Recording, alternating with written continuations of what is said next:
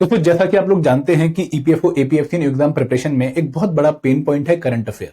हम जितना मर्जी करंट अफेयर को कवर करें लेकिन कभी संतुष्टि नहीं होती है और कभी कंप्लीटनेस की फीलिंग नहीं आती है, क्योंकि ये कंपोनेंट ही अपने आप में इतना वास्ट है, इतने सारे सोर्सेस हैं, इतना बड़ा सिलेबस है कि हम क्या क्या कवर करें समझ नहीं आता है। तो अगर आप एपीएफसी एग्जाम की तैयारी में ये जानना चाहते हैं कि भाई एपीएफसी एग्जाम प्रिपरेशन के लिए करंट अफेयर का बेस्ट सोर्स कौन सा है, तो मैं यहाँ पर आप लोगों को 2025 के एनालिसिस के थ्रू गाइड करने की कोशिश करूंगा। देखो 2025 के एपीएफसी एग्जाम के रिक्रूटमेंट टेस्ट में टोटल 16 क्वेश्चन करंट अफेयर से पूछे गए थे।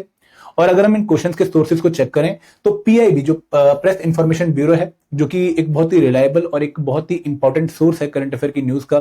जितनी भी गवर्नमेंट या मिनिस्ट्री रिलेटेड न्यूज आती है वो आपको इसी सोर्स पे देखने को मिलती है। तो यहां से 12 क्वेश्चन एग्जाम में पूछे गए थे आउट ऑफ टोटल 16 क्वेश्चन। तो अगर आप पीआईबी अच्छे से कवर कर रहे हैं सेल्फ स्टडी में,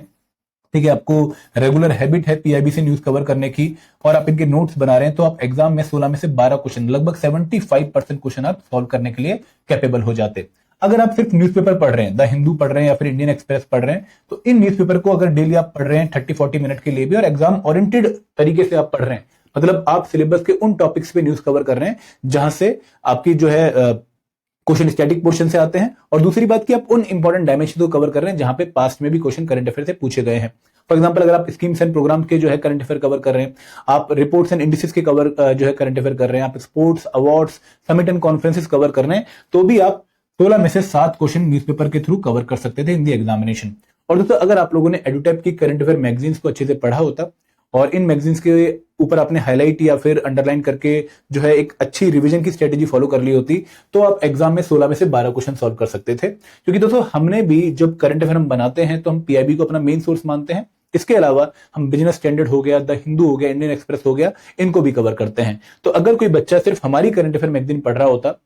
और ढंग से उसने ये मैगजीन पढ़ी होती at least 6 to 7 month before the exam की, तो आप एग्जाम में 16 से 12 क्वेश्चन सॉल्व करने में कैपेबल हो जाते। और दोस्तों यहाँ पे आपको 2 इंपॉर्टेंट मैसेजेस मिल रहे हैं कि अगर आप सेल्फ स्टडी कर रहे हैं तो पीआईबी को मिस मत करिए, और अगर हमारे कोर्स में आप एनरोल्ड हैं तो आप हमारी current affair magazines, current tap, scheme step, report step को बहुत डेडिकेटेडली हर मंथ प्रिपेयर करिए, ताकि आप करंट अफेयर में जो क्वेश्चन का नंबर बढ़ता जा रहा है over the period of time, उन क्वेश्चंस के नंबर्स को आप अच्छे से सॉल्व करके एग्जाम में अपनी जो सिलेक्शन के चांसेस हैं उनको बढ़ा दें। Thank you very much. जय हिंद, जय भारत।